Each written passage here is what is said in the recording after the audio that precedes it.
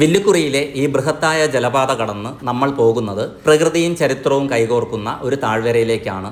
നാഞ്ചിനാടിൻ്റെ കാർഷിക സമൃദ്ധിയിലേക്കുള്ള കവാടം ആണിത്.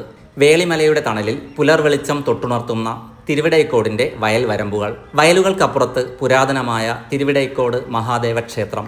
പ്രഭാതത്തിലെ ആ നിശബ്ദതയിൽ കാറ്റും കിളികളും മാത്രം സംസാരിക്കുന്ന ഒരു അന്തരീക്ഷം. ദൂരെ തിരുവിടൈക്കോട് ക്ഷേത്രത്തിൽ നിന്നുള്ള നേർത്ത മണിനാദം കൂടി കേൾക്കുമ്പോൾ ആ അനുഭവം പൂർണ്ണമാകുന്നു. പ്രഭാതത്തിന്റെ ആദ്യ കിരണങ്ങൾ മണ്ണിൽ തൊടുമ്പോൾ ഈ വയലുകൾ അണിഞ്ഞൊരുങ്ങും. നെൽച്ചെടികളിൽ പറ്റിയിരിക്കുന്ന മഞ്ഞുതുള്ളികൾ പുലർവെളിച്ചത്തിൽ വെളുത്ത മുത്തുകളായി മാറുന്നു. മലമുകളിൽ നിന്ന് താഴ്വരകളിലേക്ക് ഒഴുകിയിറങ്ങുന്ന തണുത്ത കാറ്റ് വയൽ വരമ്പുകളെയും ഈ ഗ്രാമത്തെയും തഴുകി കടന്നു പോകുന്നു. കാറ്റ് വീശുമ്പോൾ വയലിലെ നെൽച്ചെടികൾ കടൽ പോലെ ഇളകുന്നത് കാണാം. മലനിരകളിൽ നിന്ന് ഒഴുകി ഇറങ്ങി വരുന്ന ആ കാറ്റിനൊപ്പം വരുന്നത് വേളിമലയുടെ കുളിർമയാണ്.